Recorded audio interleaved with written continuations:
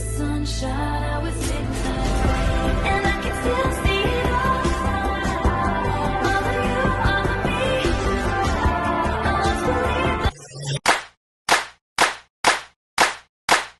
Assalamualaikum warahmatullahi wabarakatuh. Perkenalkan, saya Wirdatul Husna NIM 2124121 dan saya Zulfa Akila dengan NIM 2124141. Jadi kan Jeb, kemarin malam aku nonton Jodoh Akbar kan. Terus kata orang kalau di film Jodoh Akbar itu nama kerajaannya itu dinasti Mughal. Emang gimana sih sejarah berdirinya dinasti Mughal itu, kok bisa dia jadi kerajaan terbesar di India gitu? Nah, menarik nih. Jadi, dinasti Mughal ini berdiri sekitar tahun 1526 yang didirikan oleh Zahiruddin Muhammad Babur. Babur? Oh, Babur itu bukannya yang keturunan dari Genghis Khan sama Timur Leng ya? Iya, jadi Babur ini keturunan dari dua belah pihak. Pihak pertama, ayahnya itu berasal dari Timur Leng, sedangkan ibunya berasal dari Genghis Khan. Dia memiliki darah bangsawan dan militer yang kuat. Terus kok bisa dia masuk ke India, padahal kan waktu itu tempat tinggalnya bukan di India nggak sih? Tempat lahirnya juga bukan di India. Dia pada saat itu, pada awalnya dia penguasa dari wilayah Fergana yang sekarang itu namanya Uzbekistan. Tapi di sana dia kalah saing, terus dia pergi ke wilayah lain dan masuk ke India. Oh, jadi dia pergi ke India. Kok bisa dia menguasai wilayah India? Emang waktu itu nggak ada pemimpin atau raja yang menguasai India gitu? Enggak langsung masuk, tapi dia menaklukkan dulu yang namanya Sultan Ibrahim Lodi, yang pada saat itu pemimpin dari Kesultanan Delhi. Dan lewat perang Panipat pada tahun 1526, dan dari situlah dinasti Mughal itu berdiri. Oh, berarti gara-gara itu, gara-gara menang perang ya? Tapi bukan karena perang aja gitu. Militernya juga kuat. Dia memiliki Maryam dan senjata api, sedangkan pada Kesultanan Delhi masih menggunakan sistem militer dengan metode lama. Jadi Babur ini unggul.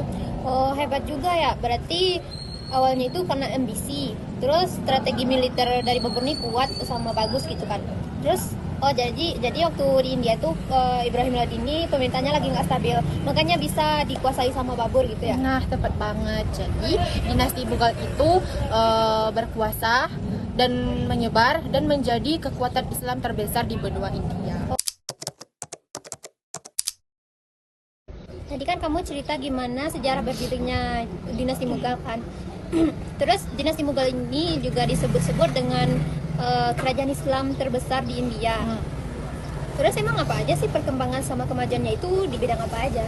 Nah, kemajuannya itu di bidang arsitektur, perdagangan, pemerintahan, seni, dan masih banyak lagi. Contohnya apa aja?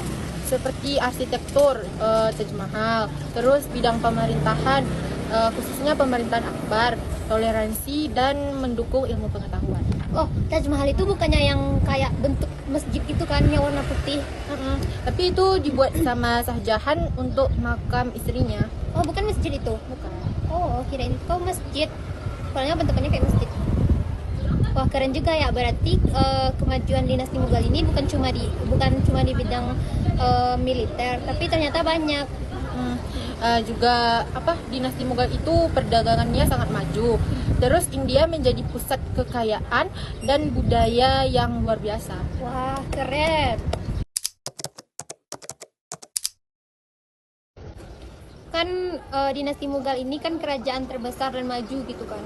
Kok bisa sih kerajaan ini mundur? Terus penyebabnya itu apa? Penyebab dinasti Mughal ini hancur karena perebutan kekuasaan, korupsi, melemahnya militer, dan masih banyak lagi. Kalau faktor dari luar ada nggak? Nah, ada, yaitu serangan dari luarnya itu campur tangan dari Inggris. Karena Inggris itu perlahan masuk ke Mughal, dan lama-kelamaan dia kekuasaan itu berada di tangan mereka seutuhnya. Tahun berapa sih hancurnya, sama waktu di bawah kepemimpinan siapa hancurnya? Dinasti Mughal itu hancur pada tahun 1858 pada kekuasaan Bahadur Shah II.